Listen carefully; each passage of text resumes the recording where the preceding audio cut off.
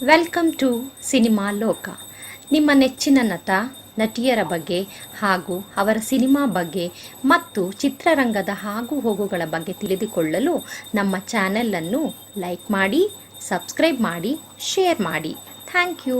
ಕರ್ನಾಟಕ ರತ್ನ, ನಟ ಸಾರ್ವಭೌಮ, ಕನ್ನಡ ಕಂಠೀರವ, ವರನಟ, ದಾದಾ ಸಾಹೇಬ್ ಪಾಲಿಕೆ ಪ್ರಶಸ್ತಿ ಪಡೆದ ಡಾಕ್ಟರ್ ರಾಜ್ಕುಮಾರ್ ಅವರು ಸೌತ್ ಇಂಡಿಯನ್ ಫಿಲ್ಮ್ ಇಂಡಸ್ಟ್ರಿನಲ್ಲಿ ಅತಿ ಹೆಚ್ಚು ಪೌರಾಣಿಕ ಮತ್ತು ಐತಿಹಾಸಿಕ ಸಿನಿಮಾಗಳನ್ನ ಮಾಡಿರೋ ಏಕೈಕ ಕನ್ನಡ ನಟ ಪದ್ಮಭೂಷಣ ಡಾಕ್ಟರ್ ರಾಜ್ಕುಮಾರ್ ಅವರು.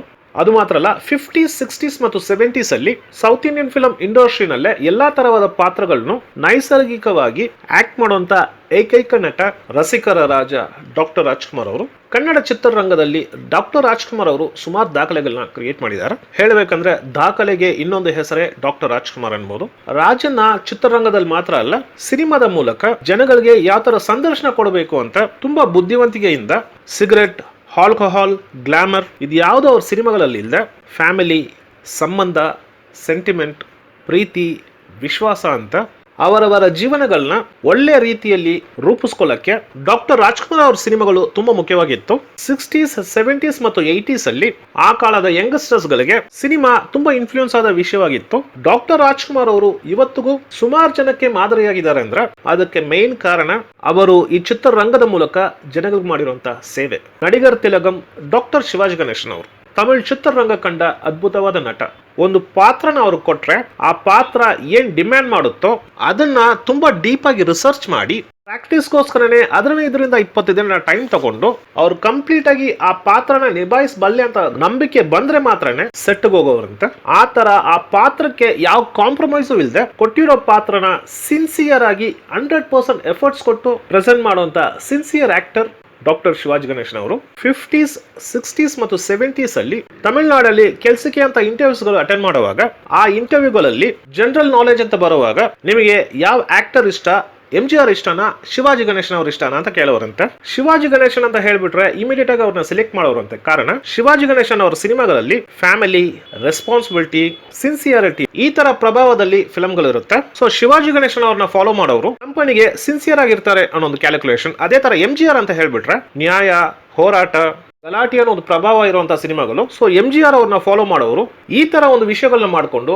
ನಮ್ ಆಫೀಸ್ ವಾತಾವರಣನೇ ಕೆಟ್ಟೋಗುತ್ತೆ ಅಂತ MGR ಫ್ಯಾನ್ಸ್ ಗಳನ್ನ ಅವಾಯ್ಡ್ ಮಾಡೋರಂತೆ. ಇದನ್ನ ಕೇಳೋ ಕಾಮಿಡಿ ಆಗಿದ್ದರು ನಡೆದಿರುವಂತಹ ವಿಷಯಗಳು ಆ ಕಾಲದ ಜನಗಳಿಗೆ ಗೊತ್ತಿರುತ್ತೆ. ಪ್ಲಸ್ ಹಳೆಯ ಪ್ರೊಡ್ಯೂಸರ್ಸ್ ಮತ್ತು ಟೆಕ್ನಿಷಿಯನ್ಸ್ ಇವತ್ತಿಗೂ ಅವರ ಇಂಟರ್ವ್ಯೂಸ್ ಗಳಲ್ಲಿ ಇದನ್ನ ಮೆನ್ಷನ್ ಮಾಡ್ತಾರೆ. ಕರ್ನಾಟಕ ರತ್ನ ಡಾಕ್ಟರ್ ರಾಜ್ಕುಮಾರ್ ಅವರು, ನಡಿಗರ್ ತಿಲಗಂ ಡಾಕ್ಟರ್ ಶಿವಾಜಿ ಗಣೇಶನ್ ಅವರು ಇವರಿಬ್ರು ಒಂದೇ ಕಥೆಯಲ್ಲಿ ಆಕ್ಟ್ ಮಾಡಿರ್ತಾರೆ. ಕನ್ನಡದಲ್ಲಿ ಡಾಕ್ಟರ್ ರಾಜ್ಕುಮಾರ್ ಅವರು ಕಸ್ತೂರಿ ನಿವಾಸ ಅನ್ನೋ ಫಿಲಮ್ ಅಲ್ಲಿ ಆಕ್ಟ್ ಮಾಡಿದ್ರೆ, ತಮಿಳಲ್ಲಿ ಡಾಕ್ಟರ್ ಶಿವಾಜಿ ಗಣೇಶನ್ ಅವರು ಅವಂದಾನ್ ಮಣಿದನ್ ಅನ್ನೋ ಫಿಲಮ್ ಅಲ್ಲಿ ಆಕ್ಟ್ ಮಾಡ್ತಾರೆ. ಈ ಕಥೆನ ಫಸ್ಟ್ ಮಾಡಿದ್ದು ನಮ್ ಕನ್ನಡದಲ್ಲಿ ಕಸ್ತೂರಿ ನಿವಾಸ ಅನ್ನೋ ಸಿನಿಮಾ. ಈ ಸಿನಿಮಾ ಆಗಿದೆಗೆ ಥಿಯೇಟರ್ ಅಲ್ಲಿ ಎಷ್ಟು ದಿನ ಓಡ್ತು, ಈ ಸಿನಿಮಾದ ಕಲೆಕ್ಷನ್ ಏನು, ಶಿವಾಜಿ ಗಣೇಶನ್ ಅವ್ರಿಗೂ ಈ ಕಥೆಗೂ ಏನ್ ಸಂಬಂಧ, ಕಥೆನೇ ಇಷ್ಟ ಆಗದೆ ಇರುವಂತಹ ಶಿವಾಜಿ ಗಣೇಶನ್ ಅವರು ಈ ಕಥೆಯಲ್ಲಿ ಆಕ್ಟ್ ಮಾಡಕ್ಕೆ ಕಾರಣ ಏನು, ತಮಿಳಲ್ಲಿ ಅವಂದಾನ್ ಮಣಿದನ್ ಯಾವ ತರ ಸಕ್ಸಸ್ ಆಯ್ತು, ಇದಷ್ಟು ಸ್ವಲ್ಪ ಡೀಟೇಲ್ ಆಗಿ ನೋಡೋಣ ಬನ್ನಿ. ಡೈರೆಕ್ಟರ್ ದೊರೆ ಭಗವಾನ್ ಅವರು ಡಾಕ್ಟರ್ ರಾಜ್ಕುಮಾರ್ ಅವ್ರನ್ನ ಇಟ್ಕೊಂಡು ಜೇಡರಬಲೆ, ಗೋವಾದಲ್ಲಿ CID 999, ಆಪರೇಷನ್ ಜಾಬ್ ನಲ್ಲಿ CID ಅನ್ನೋ ಸಿನಿಮಾಗಳನ್ನೆಲ್ಲ ಡೈರೆಕ್ಟ್ ಮಾಡಿದ್ಮೇಲೆ ಮತ್ತೆ ಅದೇ ತರ ಒಂದು ಆಕ್ಷನ್ ಫಿಲ್ಮ್ ಮಾಡಬೇಕು ಅನ್ನುವಾಗ ಡಾಕ್ಟರ್ ರಾಜ್ಕುಮಾರ್ ಅವರು ಈ ಬಾಂಡ್ ಸೀರೀಸ್ ಎಲ್ಲ ಸಾಕು, ಈ ಆಕ್ಷನ್ ಎಲ್ಲ ಬಿಟ್ಟು ನಾನ್ ಮಾಡದೇ ಇರೋಂತ ಯಾವ್ದಾದ್ರು ಒಂದು ಒಳ್ಳೆ ಸಬ್ಜೆಕ್ಟ್ ನ ಹುಡುಕಿ ಮಾಡೋಣ ಅಂತ ಹೇಳ್ತಾರೆ. ಸೊ ಕಥೆಗೋಸ್ಕರ ದೊರೆ ಮತ್ತು ಭಗವಾನ್ ಅವರು ಬೇರೆ ಬೇರೆ ನಾವೆಲ್ ಗಳನ್ನ ರೆಫರ್ ಮಾಡ್ತಾ ಇರುವಾಗ ಶಿವಾಜಿ ಪ್ರೊಡಕ್ಷನ್ ಅಲ್ಲಿ ಒಂದಷ್ಟು ಕಥೆಗಳಿದೆ ಅಂತ ಗೊತ್ತಾಗುತ್ತೆ. ಸೊ ಅವ್ರ ಕಂಪನಿಗಳಲ್ಲಿ ಡಾಕ್ಟರ್ ರಾಜ್ಕುಮಾರ್ ಅವ್ರಿಗೆ ಸೂಟ್ ಆಗುವಂತ ಕಥೆ ಯಾವ್ದಾದ್ರು ಇದೆಯಾ ಅಂತ ಡಾಕ್ಟರ್ ರಾಜ್ಕುಮಾರ್ ಅವ್ರ ತಮ್ಮ ವರ್ಧನ್ ಅವ್ರನ್ನ ಕರ್ಕೊಂಡು ಶಿವಾಜಿ ಪ್ರೊಡಕ್ಷನ್ ಕಂಪನಿಗೆ ಹೋಗ್ತಾರೆ. ಅಲ್ಲಿ ಒಂದಷ್ಟು ಕಥೆಗಳಿರುತ್ತೆ. ಅದನ್ನ ಓದ್ತಾ ಇರುವಾಗ ಆ ಕಂಪನಿಯ ಮ್ಯಾನೇಜರ್ ಮಾತಾಡ್ತಾ ಭಗವಾನ್ ಅವ್ರ ಹತ್ರ ಹೇಳ್ತಾರೆ, ಮೊನ್ನೆ ಒಂದು ಟೀಮ್ ಕೂತ್ಕೊಂಡು 3-4 ತಿಂಗಳು ಒಂದು ಕತೆ ಮೇಲೆ ವರ್ಕ್ ಮಾಡಿದ್ರು. ನಂತರ ಅದನ್ನ ಶಿವಾಜಿ ಗಣೇಶನ್ ಅವ್ರ ಹತ್ರ ಹೇಳುವಾಗ ಕಥೆಯಲ್ಲಿ ಹೀರೋಗೆ ಏನು ಇಂಪಾರ್ಟೆನ್ಸ್ ಇಲ್ಲ, ಕಂಪನಿನ ಬಿಟ್ಬಿಟ್ಟು ಯಾವ್ದೋ ಹುಡುಗಿಯಿಂದ ಸುತ್ತುವಂತ ಕಥೆ ಇದು, ಇದನ್ನ ಡಸ್ಟ್ಬಿನ್ ಅಲ್ಲಿ ಹಾಕುವಂತ ಕಥೆನ ತೆಗೆದು ಬಿಸಾಕ್ಬಿಡಿ, ಬೇರೆ ಒಂದು ಕಥೆನ ಡೆವಲಪ್ ಮಾಡಕ್ ಹೇಳಿ ಅಂತ ಹೇಳ್ಬಿಟ್ಟು ಹೋಗ್ಬಿಟ್ರಂತೆ. ಅದನ್ನ ಮ್ಯಾನೇಜರ್ ಅವರು ಭಗವಾನ್ ಅವರ ಹತ್ರ ಹೇಳ್ತಾರೆ. ಭಗವಾನ್ ಅವರು ಸರಿ ಆ ಕಥೆ ಕೊಡಿ ನೋಡೋಣ ಅನ್ನುವಾಗ ಅಲ್ಲೇ ಎಲ್ಲೋ ಗೋಡನ್ ಅಲ್ಲಿ ಇರುತ್ತೆ ನೋಡ್ಕೊಳ್ಳಿ ಸರ್ ಅಂತಾರೆ. ಆಗ ಭಗವಾನ್ ಅವರು ಮತ್ತು ವರದನ್ನ ಅವರು ಆ ಸ್ಟೋರಿ ಗೋಡನ್ ಅಂತ ಏನಿದೆಯೋ ಅಂದ್ರೆ ಕತೆ ಮಾಡಿ ಅವ್ರಿಗೆ ಇಷ್ಟ ಇಲ್ಲ ಅಂದ್ರೆ ಗೋಡೌನ್ ಅಲ್ಲಿ ಇಟ್ಬಿಡೋರಂತೆ. ಆ ಗೋಡೌನ್ ಅಲ್ಲಿ ವರದನ್ ಅವರು ಮತ್ತು ಭಗವಾನ್ ಅವರು ಅಲ್ಲೇ ಒಂದ್ 2 ಚೇರ್ ಹಾಕೊಂಡು ಆ ಕತೆ ಪೂರ್ತಿ ಓದ್ತಾರೆ. ಭಗವಾನ್ ಅವ್ರಿಗೆ ಆ ಕತೆ ಮೇಲೆ ತುಂಬಾ ನಂಬಿಕೆ ಬಂದ್ಬಿಡುತ್ತೆ. ಆ ಕತೆ ಓದಿ ಮುಗಿದ ಮೇಲೆ ಅಲ್ಲೇ ವರದನ್ ಅವ್ರ ಹತ್ರ ಈ ಸಿನಿಮಾನ ಯಾವ ತರ ಮಾಡ್ಬೇಕು ಅನ್ನೋ ಒಂದು ಐಡಿಯಾ ಹೇಳ್ಕೊಂಡ್ ಬರ್ತಾರೆ. ಸೊ ವರದನ್ ಅವ್ರಿಗೆ ಭಗವಾನ್ ಅವರು ನರೇಟ್ ಮಾಡ್ತಾ ಮಾಡ್ತಾ ಆ ಸಿನಿಮಾ ಹೆಂಗ್ ಬರ್ಬೇಕು ಅಂತ ಜಡ್ಜ್ ಮಾಡ್ಬಿಡ್ತಾರೆ. ನಂತರ ಮ್ಯಾನೇಜರ್ ಹತ್ರ ಬಂದು ಈ ಕತೆನ ನಾವು ತಗೊಂತೀವಿ ಅಂತ ಹೇಳಿ 15,000 20,000 ಏನು ಹೇಳಿದ್ರು. ಆವಾಗ ನಾವು ಸ್ಟೂಡೆಂಟ್ ಆಗಿರೋವಾಗ ಭಗವಾನ್ ಸರ್ ಅಮೌಂಟ್ ಒಂದು ಹೇಳಿದ್ರು, ಮರ್ತ್ಬಿಟ್ಟಿದೀನಿ. ಆ ದುಡ್ಡು ಕೊಟ್ಟು ತಗೊಂಬಂದ್ರಂತೆ. ಆವಾಗ್ಲೂ ಆ ಮ್ಯಾನೇಜರ್ ಹೇಳಿದ್ರಂತೆ, ಸರ್ ಸ್ವಲ್ಪ ಯೋಚನೆ ಮಾಡಿ, ಇದಕ್ಕಿಂತ ಬೆಟರ್ ಕತೆಗಳಿದೆ, ಇದು ಬೇಡ ಅಂತ ಬಿಸಾಕಿರುವಂತ ಕತೆ, ಇದನ್ನ ಯಾಕೆ ತಗೊಂತೀರಿ, ಬೇರೆ ಯಾವ್ದಾದ್ರು ತಗೊಳ್ಳಿ ಅಂತ ಅವ್ರು ಸಜೆಸ್ಟ್ ಮಾಡಿದ್ರಂತೆ. ಅದಕ್ಕೆ ಭಗವಾನ್ ಅವರು ಇಲ್ಲ ಸರ್ ಪರವಾಗಿಲ್ಲ ಇದೇ ಇರ್ಲಿ, ನಮಗ್ ಕತೆ ಇಷ್ಟ ಆಗಿದೆ ಅಂತ ಆ ಕತೆನ ತಗೊಂಡ್ ಬರ್ತಾರೆ. ಇಲ್ಲಿ ಡಾಕ್ಟರ್ ರಾಜ್ಕುಮಾರ್ ಅವ್ರ ಹತ್ರ ಭಗವಾನ್ ಅವರು ಆ ಕತೆನ ನರೇಟ್ ಮಾಡುವಾಗ ಡಾಕ್ಟರ್ ರಾಜ್ಕುಮಾರ್ ಅವ್ರಿಗೆ ಆ ಕತೆ ಇಷ್ಟ ಆಗಿಲ್ಲ. ಇಲ್ಲ ಬೇಡ, ಇದು ಮಾಡೋದು ಬೇಡ, ನನಗೇನು ಸೂಟ್ ಆಗಲ್ಲ, ಶಿವಾಜಿ ಗಣೇಶನ್ ಅವರು ಬೇಡ ಅಂತ ಬಿಸಾಕಿರುವಂತ ಕತೆ ನನಗೂ ಏನೋ ಇಷ್ಟ ಆಗ್ತಾ ಇಲ್ಲ, ಬೇರೆ ಯಾವ್ದಾದ್ರು ಮಾಡೋಣ ಅಂತ ಹೇಳ್ಬಿಡ್ತಾರೆ. ನಂತರ ಒಂದಷ್ಟು ದಿನಗಳು ಬಿಟ್ಟು ವರ್ಧನ್ ಅವರು ಡಾಕ್ಟರ್ ರಾಜ್ಕುಮಾರ್ ಅವ್ರನ್ನ ಕನ್ವಿನ್ಸ್ ಮಾಡಿ ಈ ಕತೆ ಮೇಲೆ ನನಗೆ ತುಂಬಾ ನಂಬಿಕೆ ಇದೆ, ನನಗೋಸ್ಕರ ಈ ಒಂದು ಸಿನಿಮಾ ಮಾಡು ಅಂತ ಹೇಳ್ತಾರೆ. ಆವಾಗ ಡಾಕ್ಟರ್ ರಾಜ್ಕುಮಾರ್ ಅವರು ವರ್ಧನ್ಗೋಸ್ಕರ ಆ ಫಿಲಮ್ ಅಲ್ಲಿ ಆಕ್ಟ್ ಮಾಡಕ್ಕೆ ಒಪ್ಕೊಂತಾರೆ. ನಂತರ ಆ ಸಿನಿಮಾದ ಪ್ರೀ ಪ್ರೊಡಕ್ಷನ್ ಕೆಲಸಗಳು ಶುರು ಆಗುತ್ತೆ. ದೊರೆ ಮತ್ತು ಭಗವಾನ್ ಅವರು ಆ ಸಿನಿಮಾದ ಸ್ಕ್ರೀನ್ ಪ್ಲೇ ಮೇಲೆ ಡೀಟೇಲ್ ಆಗಿ ವರ್ಕ್ ಮಾಡ್ತಾರೆ. ಪ್ಲಸ್ ಆ ಹೀರೋ ಪಾತ್ರನ ಯಾವ ತರ ಬಿಲ್ಡ್ ಮಾಡಬೇಕು, ಸೀನ್ ಗಳನ್ನ ಯಾವ ತರ ಕಂಪೋಸ್ ಮಾಡಬೇಕು ಅಂತ ಒಂದೊಂದು ವಿಷಯದ ಮೇಲೂ ಅಷ್ಟು ಡೀಪ್ ಆಗಿ ಕೆಲಸ ಮಾಡ್ತಾರೆ. ಸೊ ಸ್ಕ್ರಿಪ್ಟ್ ಫೈನಲ್ ಆದ್ಮೇಲೆ ಕಾಸ್ಟಿಂಗ್ಸ್ ಗಳನ್ನ ಹೈರ್ ಮಾಡ್ತಾರೆ. ಡಾಕ್ಟರ್ ರಾಜ್ಕುಮಾರ್ ಅವರು ರವಿ ವರ್ಮಾ ಆಗಿದ್ದಾರೆ, ನೀಲಾ ಪಾತ್ರಕ್ಕೆ ಜಯಂತಿ ಅವ್ರನ್ನ ಹೈರ್ ಮಾಡ್ತಾರೆ, ಲಕ್ಷ್ಮಿ ಪಾತ್ರಕ್ಕೆ ಆರತಿ ಅವ್ರನ್ನ ಹೈರ್ ಮಾಡ್ತಾರೆ, ರಾಜ್ಕುಮಾರ್ ಸ್ನೇಹಿತನಾದ ಚಂದ್ರು ಪಾತ್ರಕ್ಕೆ ರಾಜಶಂಕರ್ ಅವ್ರನ್ನ ಹೈರ್ ಮಾಡ್ತಾರೆ, ರಾಣಿ ಪಾತ್ರಕ್ಕೆ ಬೇಬಿ ಇಂದ್ರ, ರಾಮಯ್ಯ ಪಾತ್ರಕ್ಕೆ ಅಶ್ವಥ್ ಅವ್ರನ್ನ ಹೈರ್ ಮಾಡ್ತಾರೆ. ನಂತರ ನರಸಿಂಹರಾಜು, ಬಾಲಕೃಷ್ಣ, ವಿಜಯಶ್ರೀ ಅಂತ ಆ ಸಿನಿಮಾಗೆ ಬೇಕಾಗಿರೋ ಎಲ್ಲಾ ಪಾತ್ರಗಳನ್ನು ಹೈರ್ ಮಾಡಿ ಮ್ಯೂಸಿಕ್ ಡೈರೆಕ್ಟರ್ ಆಗಿ ಜಿ.ಕೆ. ವೆಂಕಟೇಶ್ ಅವ್ರನ್ನ ಬುಕ್ ಮಾಡ್ತಾರೆ. ಸಿನಿಮಾಟೋಗ್ರಾಫರ್ ಆಗಿ ದೊರೆ ಅವರು, ಚಿಟ್ಟಿಬಾಬು ಅವರು ಮತ್ತು ಎನ್.ಜಿ. ರಾವ್ ಅವ್ರನ್ನ ಫಿಕ್ಸ್ ಮಾಡ್ತಾರೆ. ಈ ಸಿನಿಮಾದ ಶೂಟಿಂಗ್ ನ 65ರಿಂದ 78 ದಿನಗಳ ಒಳಗೆ ಮುಗಿಸ್ತಾರೆ. ಸಿನಿಮಾ ಕಂಪ್ಲೀಟ್ ಆಗಿ 29th January 1971 ನಲ್ಲಿ ಡಾಕ್ಟರ್ ರಾಜ್ಕುಮಾರ್ ಅವರು ಆಕ್ಟ್ ಮಾಡಿ, ದೊರೆ ಭಗವಾನ್ ಅವರು ಡೈರೆಕ್ಟ್ ಮಾಡಿ, ಕೆ.ಸಿ.ಎನ್. ಗೌಡ ಅವರು ಪ್ರೊಡ್ಯೂಸ್ ಮಾಡಿರೋ ಕಸ್ತೂರಿ ನಿವಾಸ ಅನ್ನೋ ಸಿನಿಮಾ ರಿಲೀಸ್ ಆಗುತ್ತೆ. ಫಸ್ಟ್ ಡೇ ಡಾಕ್ಟರ್ ರಾಜ್ಕುಮಾರ್ ಅವರು ಸಿಗುವಂತ ಓಪನಿಂಗ್ ಸಿಕ್ಕಿದ್ರು. ನಂತರ ದಿನಗಳಲ್ಲಿ ಆ ಸಿನಿಮಾನ ನೋಡುವಂತ ಪ್ರೇಕ್ಷಕರು ಕಡಿಮೆ ಆಗ್ತಾರೆ. ದೊರೆ ಭಗವಾನ್ ಅವರು ಮತ್ತು ಡಾಕ್ಟರ್ ರಾಜ್ಕುಮಾರ್ ಅವರು ಕಾಂಬಿನೇಷನ್ ಅಲ್ಲಿ ಬಂದಿರೋ ಜೇಡರ ಬಲೆ, ಗೋವಾದಲ್ಲಿ CID 999, ಆಪರೇಷನ್ ಜಾಕ್ಪಾಟ್ ಅಂತ ಆಕ್ಷನ್ ಫಿಲ್ಮ್ ಕೊಟ್ಟಿರುವಂತ ಕಾಂಬೋ, ಈ ಸಿನಿಮಾನು ಆ ತರನೇ ಇರುತ್ತೆ ಅನ್ನೋ ಒಂದು ಮೈಂಡ್ ಸೆಟ್ ಅಲ್ಲಿ ಆಡಿಯನ್ಸ್ ಥಿಯೇಟರ್ ಒಳಗೆ ಬರ್ತಾರೆ. ಯಾವಾಗ ಆಡಿಯನ್ಸ್ ಮೈಂಡ್ ಸೆಟ್ ಗಿಂತ ವಿರುದ್ಧವಾಗಿದೆಯೋ ಈ ಸಿನಿಮಾ, ಹೊರಗಡೆ ಬಂದು ಸಿನಿಮಾ ಚೆನ್ನಾಗಿಲ್ಲ ಅಂತ ಹೇಳ್ಬಿಟ್ಟು ಹೋಗ್ಬಿಡ್ತಾರೆ. ಇದು ಪೇಪರ್ ಗಳಲ್ಲೂ ಬರೀತಾರೆ. 3 ವಾರ ಥಿಯೇಟರ್ ಗಳಲ್ಲಿ ನಿಲ್ಲಲ್ಲ. ಕಸ್ತೂರಿ ನಿವಾಸನ ತೆಗೆದಾಕಿ ಬೇರೆ ಸಿನಿಮಾಗಳಾಗ್ತಾರೆ. ಆ ಸಿನಿಮಾದ ಡೈರೆಕ್ಟರ್ ಮತ್ತು ವರದನ್ನ ಅವರಿಗೆ ತುಂಬಾ ಡಿಸಪಾಯಿಂಟ್ ಆಗುತ್ತೆ. ಅದು ಮಾತ್ರ ಅಲ್ಲ, ಖಂಡಿತ ಈ ಸಿನಿಮಾ ಸಕ್ಸಸ್ ಆಗ್ಬೇಕಾಗಿರುವಂತ ಸಿನಿಮಾ, ಜನಗಳು ಯಾಕೆ ಈ ಸಿನಿಮಾನ ಒಪ್ಪಿಲ್ಲ ಅನ್ನೋ ಒಂದು ಪ್ರಶ್ನೆ ಬರುತ್ತೆ. ಡಾಕ್ಟರ್ ರಾಜ್ಕುಮಾರ್ ಅವರು ಭಗವಾನ್ ಅವ್ರ ಹತ್ರ ನಾನು ಹೇಳ್ದೆ ಅಲ್ವಾ ಈ ಕತೆ ನನಗೆ ಸೂಟ್ ಆಗಲ್ಲ ಅಂತ, ಪರವಾಗಿಲ್ಲ ಬಿಡಿ ಎಲ್ಲಾ ಸಿನಿಮಾನು ಗೆಲ್ಲೇಬೇಕು ಅಂತಲ್ಲ, ನೆಕ್ಸ್ಟ್ ಟೈಮ್ ಒಳ್ಳೆ ಸಿನಿಮಾನು ಆಗುತ್ತೆ ಯೋಚನೆ ಮಾಡಬೇಡಿ ಅಂತ ಭಗವಾನ್ ಅವರಿಗೆ ಸಮಾಧಾನ ಮಾಡಿ ಹೋಗ್ತಾರೆ. ದೊರೆ ಅವರು ಮತ್ತು ಭಗವಾನ್ ಒಂದು 3 ತಿಂಗಳು ಸುಮ್ಮನೆ ಇದ್ಬಿಡ್ತಾರೆ. ಈ 3 ರಿಂದ 4 ತಿಂಗಳುಗಳಲ್ಲಿ ಕಸ್ತೂರಿ ನಿವಾಸ ಸಿನಿಮಾದ ಹಾಡುಗಳು ದೊಡ್ಡ ಮಟ್ಟಕ್ಕೆ ರೀಚ್ ಆಗುತ್ತೆ.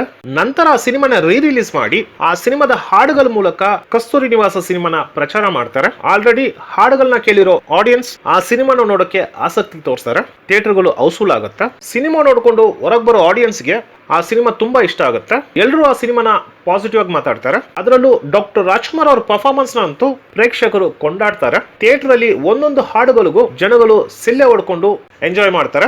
ಆ ಫಿಲಮ್ ಅಲ್ಲಿ ನಿಜವಾಗ್ಲೇ ರಾಜನನ್ ಪರ್ಫಾರ್ಮೆನ್ಸ್ ಹೊತ್ತು ಎಕ್ಸ್ಟ್ರಾರ್ನರಿ ಪರ್ಫಾರ್ಮೆನ್ಸ್ ಅನ್ಬೋದು. ಅದರಲ್ಲೂ ಜಯಂತಿ ಅವ್ರ ಮನೆಗೆ ಬಂದು ನಾನು ನಿಮ್ಮನ್ನ ಒಂದು ಕೇಳ್ತೀನಿ ಅನ್ನೋವಾಗ ಡಾಕ್ಟರ್ ರಾಜ್ಕುಮಾರ್ ಅವರ ತವಕ ಅಂದ್ರೆ ಕಸ್ತೂರಿ ನಿವಾಸದ ಫ್ಯಾಮಿಲಿ ಯಾವಾಗ್ಲೂ ಕೊಡೋ ಕೈ ಅಂತ ಏನು ಹೇಳ್ತಾ ಇರ್ತಾರೋ ರಾಜ್ಕುಮಾರ್ ಅವರು, ಜಯಂತಿ ಅವರು ಏನು ಕೇಳಕ್ ಬಂದಿದ್ದಾರೆ, ಅವ್ರು ಕೇಳೋದು ನನ್ನ ಹತ್ರ ಇರಬೇಕು ಅಂತ ಅವ್ರ ದೇವ್ರ ಹತ್ರ ಏನು ಕೇಳ್ಕೊಂತಾರ, ಪ್ಲಸ್ ಅಶ್ವಥ್ ಹತ್ರ ಮಾತಾಡೋದು, ಆ ಫುಲ್ ಸೀನೇ ಸೂಪರ್ಬ್ ಸೀನ್ ಆಗಿರುತ್ತೆ. ಈ ನಿಂತಿರೋದೇ ಡಾಕ್ಟರ್ ರಾಜ್ಕುಮಾರ್ ಅವರ ಪರ್ಫಾರ್ಮೆನ್ಸ್ ಮೇಲೆನೆ.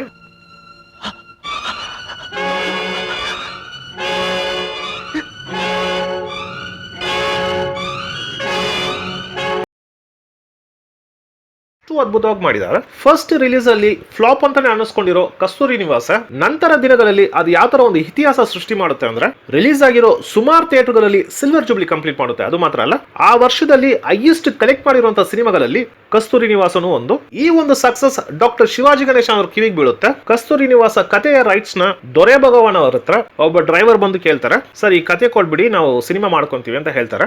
ದೊರೆ ಭಗವಾನ್ ಅವರು, ನೀವು ಯಾರು, ಎಲ್ಲಿಂದ ಬಂದಿದ್ದೀರಿ, ಯಾವ ಕಂಪನಿ ಅಂತ ಕೇಳುವಾಗ ಡ್ರೈವರ್ ಯಾವ್ದೋ ಒಂದು ಹೆಸರು ಹೇಳ್ತಾನೆ.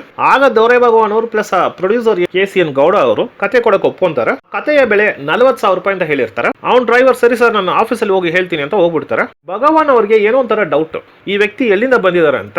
ಬೈ ಚಾನ್ಸ್ ಕಿಟಿಕಿಯಿಂದ ಅವ್ರು ಹೋಗೋ ಕಾರ್ನ ನೋಡಿರ್ತಾರೆ. ಇವಾಗ ಅವ್ರು ಇಮಿಡಿಯೇಟ್ ಆಗಿ ಗೊತ್ತಾಗೋದು ಬಂದಿರೋ ಡ್ರೈವರ್ ಶಿವಾಜಿ ಪ್ರೊಡಕ್ಷನ್ ಇಂದ ಅಂತ.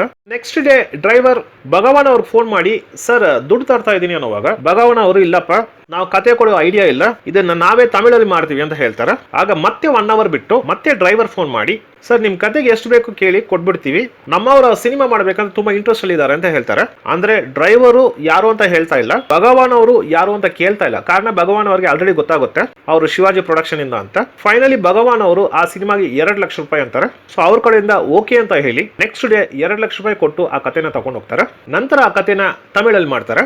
ರಾಜ್ಕುಮಾರ್ ಅವ್ರು ಮಾಡಿರೋ ಪಾತ್ರದಲ್ಲಿ ಶಿವಾಜಿ ಗಣೇಶನ್ ಅವ್ರು ಮಾಡಿದ್ರೆ, ಜಯಂತಿ ಅವ್ರ ಪಾತ್ರದಲ್ಲಿ ಜಯಲಲಿತಾ ಅವ್ರು ಮಾಡ್ತಾರೆ, ಚಂದ್ರು ಪಾತ್ರದಲ್ಲಿ ಮುತ್ತುರಾಮನ್ ಅವ್ರು ಮಾಡ್ತಾರೆ, ಅಶ್ವಥ್ ಅವ್ರ ಪಾತ್ರದಲ್ಲಿ ಮೇಜರ್ ಸುಂದರರಾಜನ್ ಅವ್ರು ಮಾಡ್ತಾರೆ, ಆರತಿ ಅವ್ರ ಪಾತ್ರದಲ್ಲಿ ಮಂಜುಳಾ ಅವ್ರು ಮಾಡ್ತಾರೆ, ಬೇಬಿ ರಾಣಿ ಅವ್ರ ಪಾತ್ರದಲ್ಲಿ ಬೇಬಿ ಸೆಲ್ವಿ ಅವ್ರು ಮಾಡ್ತಾರೆ. ಆ ಕಾಲದಲ್ಲಿ ಟಾಪ್ ಆಕ್ಟ್ರೆಸ್ ಯಾರ್ಯಾರು ಇದ್ದಾರೋ ಅವ್ರನ್ನೆಲ್ಲ ಈ ಸಿನಿಮಾಗೆ ಬುಕ್ ಮಾಡ್ತಾರೆ. ಫಾರ್ ಎಕ್ಸಾಂಪಲ್ ಜಯಲಲಿತಾ ಅವರು, ಮುತ್ತುರಾಮನ್ ಅವರು, ಮೇಜರ್ ಸುಂದರರಾಜನ್ ಅವರು, ಚಂದ್ರಬಾಬು ಅವರು, ಮಂಜುಳಾ ಅವರು, ಇವರೆಲ್ಲ ತಮಿಳಲ್ಲಿ ದೊಡ್ಡ ಟಾಪ್ ಸ್ಟಾರ್ಸ್.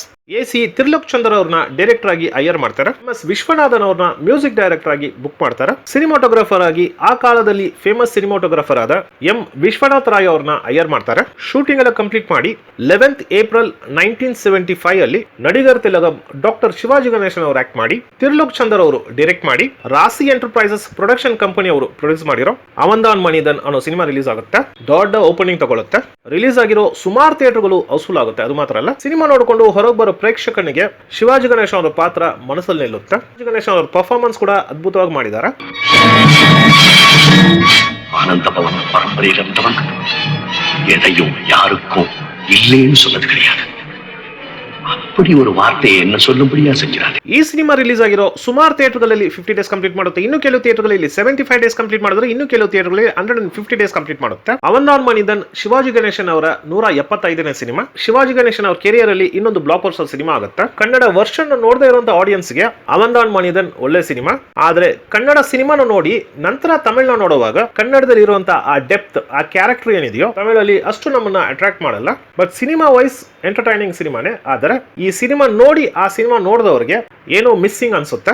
ಡಾಕ್ಟರ್ ರಾಜ್ಕುಮಾರ್ ಅವ್ರ ನಂತರ ಎಲ್ಲ ಆಡಿಯನ್ಸ್ ಅಟ್ರಾಕ್ಟ್ ಮಾಡುವಂತ ಪಾತ್ರ ಅಂದ್ರೆ KS ಅಶ್ವಥ್ ಅವರ ರಾಮಯ್ಯ ಅನ್ನೋ ಪಾತ್ರ.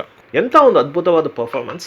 ಆ ತರ ನಟರು ಮತ್ತೆ ಚಿತ್ರರಂಗಕ್ಕೆ ಸಿಗೋದು ತುಂಬಾ ಕಷ್ಟ. Super performance. ಈ ತರ ಕೆಲವು ವಿಷಯಗಳು ತಮಿಳಲ್ಲಿ ಮಿಸ್ ಆಗುತ್ತೆ. ಮೇಜರ್ ಸುಂದರರಾಜನ್ ಅವರು ಕೂಡ ತುಂಬಾನೇ ಚೆನ್ನಾಗಿ ಮಾಡಿರ್ತಾರೆ. ಆದ್ರೆ ಆ ರಾಮಯ್ಯ ಪಾತ್ರನ ಕಂಪೇರ್ ಮಾಡುವಾಗ ಆ ಎಕ್ಸ್ಪ್ರೆಷನ್ ಆಗಲಿ, ಆ ಬಾಡಿ ಲ್ಯಾಂಗ್ವೇಜ್ ಆಗಲಿ, ಅವ್ರು ಕೊಡುವಂತ ರಿಯಾಕ್ಷನ್ ಆಗಲಿ, ಅಶ್ವಥ್ ಅವರು ಎಕ್ಸ್ಟ್ರಾನರಿ ಮಾಡಿದ್ದಾರೆ. ಓಕೆ ಸ್ನೇಹಿತರೆ, ನೆಕ್ಸ್ಟ್ ಟೈಮ್ ಬೇರೆ ಒಂದು ಸಿನಿಮಾ ಜೊತೆ ಬರ್ತೀನಿ. ಅದುವರೆಗೂ ಥ್ಯಾಂಕ್ ಯು, ಬಾಯ್.